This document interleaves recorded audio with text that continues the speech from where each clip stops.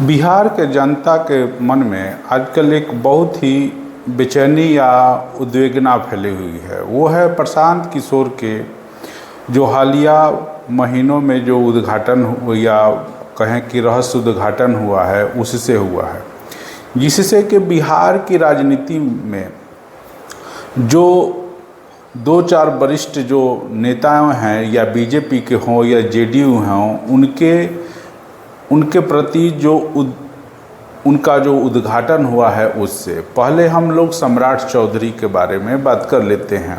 सम्राट चौधरी जी के बारे में उन्होंने यह एलिगेशन लगाया या दोषारोपण किया कि वो तारापुर हत्याकांड कहें या नरसंहार कहें वही ठीक रहेगा इसके लिए, क्योंकि 5 या 5 से अधिक व्यक्तियों की जब कहीं पर हत्या होती है तो उसको हम लोग नरसंहार की श्रेणी में डालते हैं। तो तारापुर नरसंहार केस में ये संलिप्त थे, लेकिन उनको बेल कहने का मतलब है वहाँ के कोर्ट से ना मिल करके और पटना हाई कोर्ट से भी ना मिल करके सुप्रीम कोर्ट से मिला। वो इस आधार पर मिला कि वो जो है नाबालिग हैं और उस समय उनकी उम्र जो थी 18 वर्ष से कम थी। फिर इन्होंने आरजेडी के साथ या आरजेडी के मंत्री के रूप में शपथ लिया, लेकिन उस समय फिर हो हल्ला हुआ तो उसके बाद फिर इनको मंत्री पद से इस्तीफा देना पड़ा। इसी तरह ये कई बार इस दल उस दल से बदल करके आज बीजेपी में घुसे हुए हैं। आज नहीं, पिछले कई वर्षों से।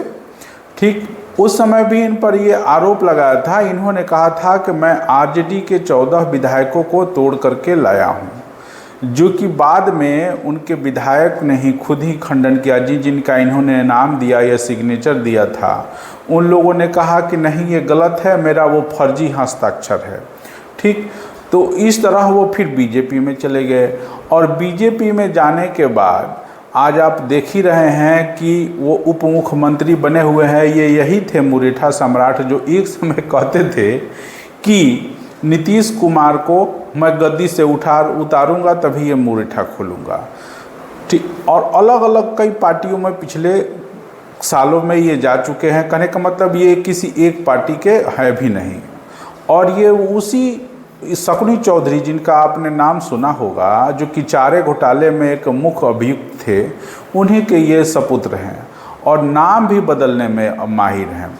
इसके अलावे इनका जो 1999 में जो शिल्पी गौतम हत्याकांड हुआ था उसमें भी इनका नाम संलिप्त है या आ रहा है राकेश कुमार के नाम से।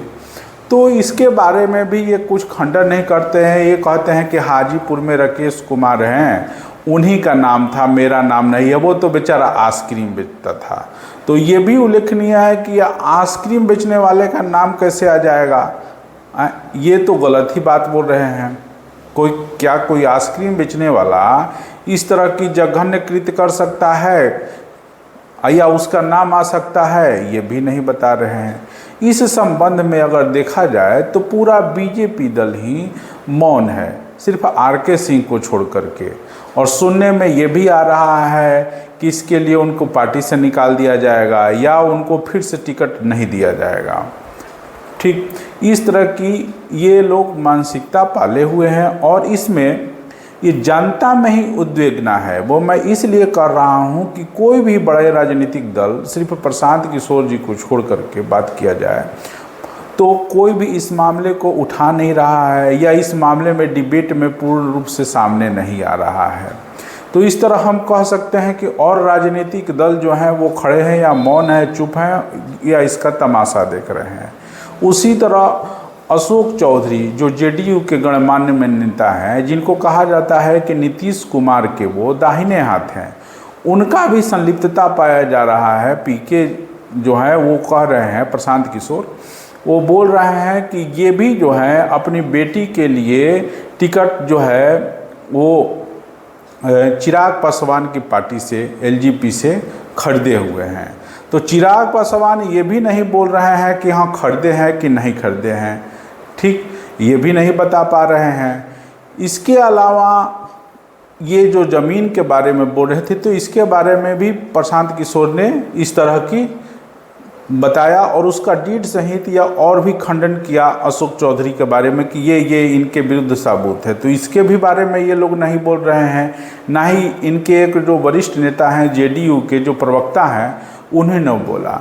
लेकिन इसके अलावा और किसी ने नहीं बोला या इनको किसी तरह भी इस पद से हटाने की या पार्टी से हटाने की भी किसी तरह की चर्चा ही नहीं हो रही है।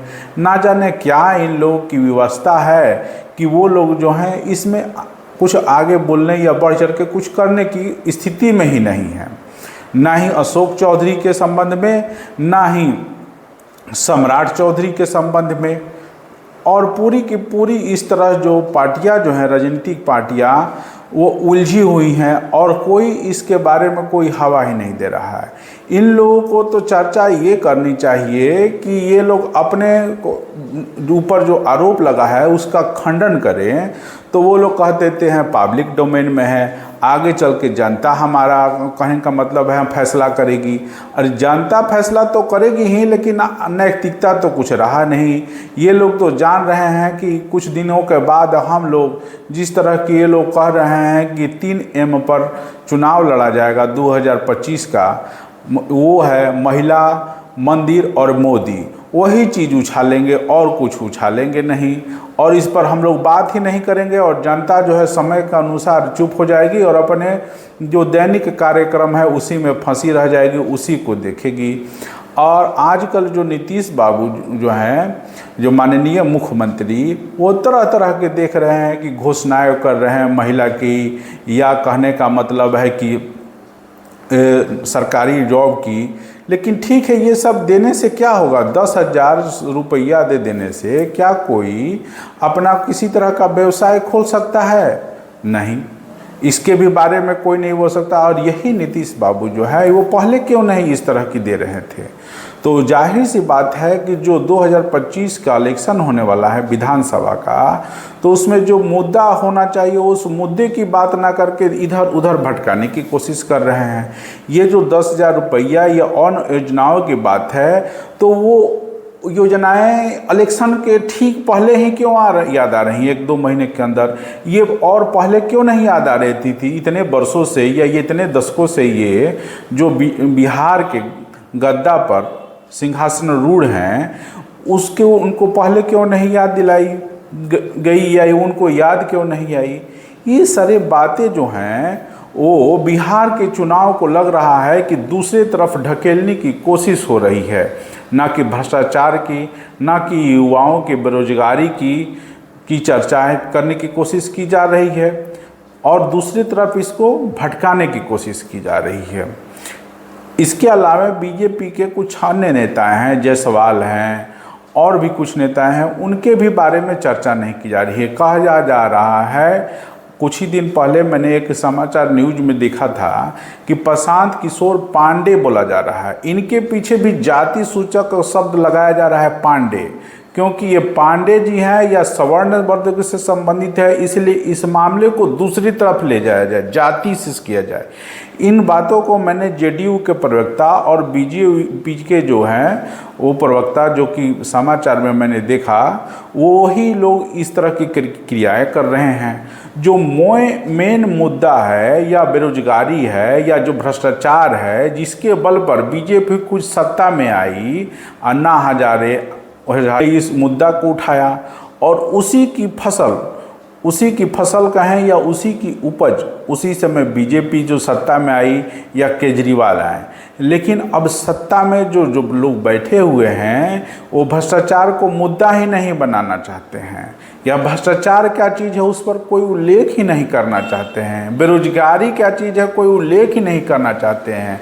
पिछले 20 वर्षों से बीजेपी की सरकार और एनडीए की सरकार रुक करके इंटरवल करके आई है, ठीक है। और इसके पहले आरजेडी की भी पार्टी थी, ठीक, उनकी भी सरकार चली कितने वर्षों तक।